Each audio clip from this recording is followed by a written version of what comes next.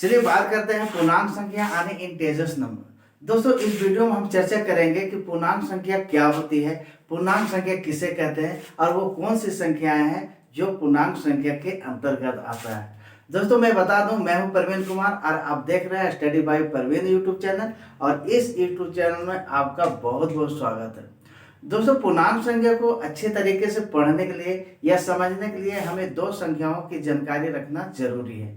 पहला है आपका प्राकृत संख्या जिसे हम नेचुरल नंबर बोलते हैं और दूसरी संख्या है आपका पूर्ण संख्या जिसे हम होल नंबर बोलते हैं।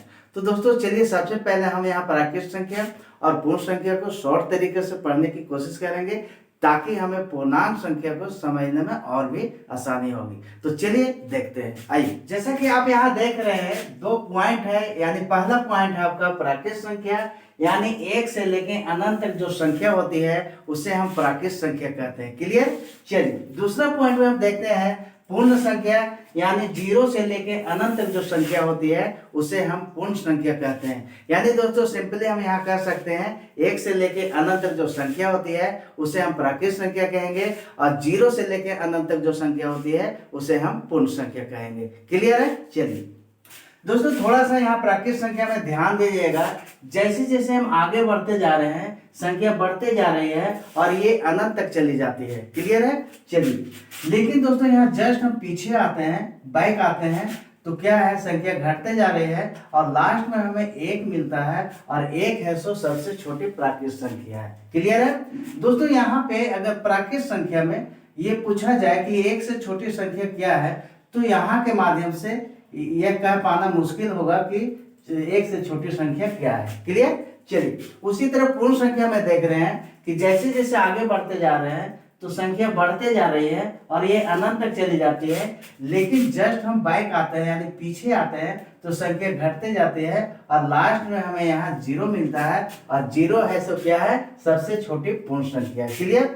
यहाँ भी दोस्तों अगर पूछा जाए कि जीरो से छोटी संख्या क्या है तो पूर्ण संख्या के माध्यम से यहाँ भी इसका जवाब देना मुश्किल होगा, है ना। तो चलिए दोस्तों हम लोग जानने की कोशिश करेंगे कि आखिर वह कौन सी संख्या है जो जीरो से भी छोटी है। चलिए आइए देखते हैं। जैसा कि आप देख रहे हैं यहाँ संख्या रेखा। अब इस संख्या रेखा के माध्यम से बहुत सारी चीज समझने वाले हैं। चलिए आइए समझते हैं।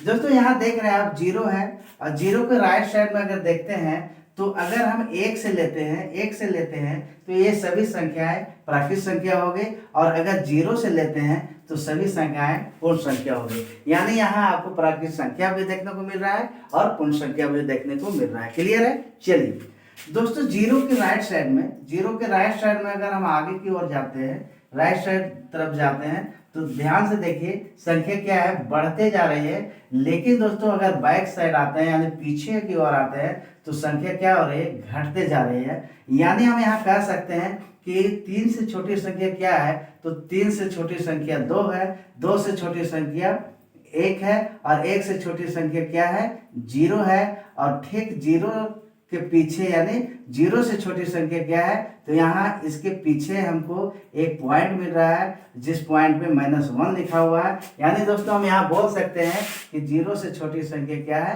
-1 है और -1 से छोटी संख्या क्या है -2 है। यानी दोस्तों यहाँ एक बात क्लियर हो गया कि हर एक संख्या से कोई ना कोई संख्या बड़ी होती है और हर एक संख्या से कोई ना कोई संख्या छोटी होती है। ये बात क्लियर है। चलिए आइए देखते हैं दोस्तों। अब यहाँ हम ध्यान देंगे जीरो के राइट साइड में देखिए, जीरो के राइट साइड में देख रहे हैं तो सभी संख्याएं हमको प्लस में दिखाई दे रहा है। सभी संख्या क्या है प्लस में है और प्लस वाले संख्या को हम क्या बोलते हैं धनात्मक संख्या बोलते हैं। क्लियर है। इसे ध्यान में रखिएगा। ठीक। चलिए अब जीरो के हम लेफ्ट साइड में देख रहे हैं, इस साइड में देख रहे हैं तो सभी संख्या देखने को मिल रहा है। सभी संख्या क्या है माइनस में है और माइनस वाले संख्या को हम लोग क्या बोलते हैं ऋणात्मक भी बोलते हैं। क्लियर। कोई दिक्कत नहीं। चलिए अब दोस्तों यहाँ हम अगर ध्यान से देखें तो तीन तरह की संख्याएं देखने को मिल रही है। यानी जीरो के राइट साइड में धनात्मक संख्या और जीरो के लेफ्ट साइड में ऋणात्मक संख्या और एक जीरो। दोस्तों जीरो ना तो धनात्मक होता है और ना ही ऋणात्मक होता है। इस प्रकार हमें तीन संख्या यहाँ दिखाई दे रहा है। जीरो के राइट साइड सभी धनात्मक संख्या है और जीरो के लेफ्ट साइड में सभी ऋणात्मक संख्या है और एक हो गया आपका जीरो।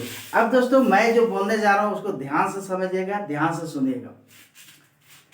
जीरो के राइट साइड में सभी धनात्मक संख्या, जीरो के लेफ्ट साइड में सभी ऋणात्मक संख्या और जीरो को ही हम लोग पूर्णांक संख्या बोलते हैं।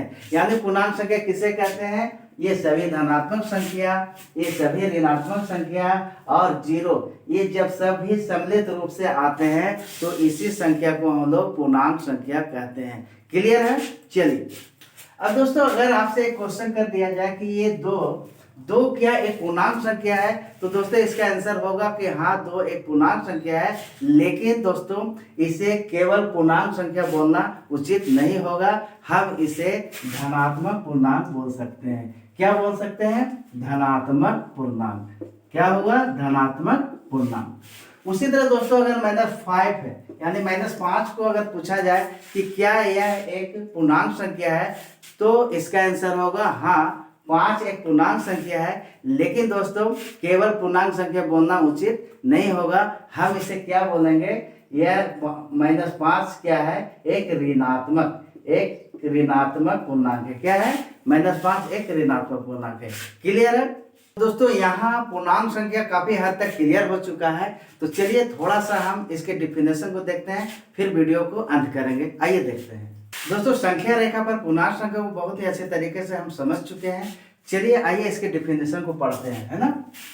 पूर्णांक संख्या की डिफिनेशन है दोस्तों, सभी धनात्मक संख्या तथा सभी ऋणात्मक संख्या और जीरो के समूह को पूर्णांक संख्या कहते हैं। यानी जैसा कि आप यहाँ देख सकते हैं, संख्या रेखा है यहाँ, जीरो के राइट साइड में देखिए सभी धनात्मक संख्या और जीरो के लेफ्ट साइड में सभी ऋणात्मक संख्या और एक जीरो, यानी ये इन सभी संख्याओं को पूर्णांक संख्या कहा जाता है। क्लियर है? चलिए दोस्तों एक चीज और ध्यान दीजिएगा, पूर्णांक संख्या को Z या I से इंडिकेट किया जाता है यानी सूचित किया जाता है। क्लियर है?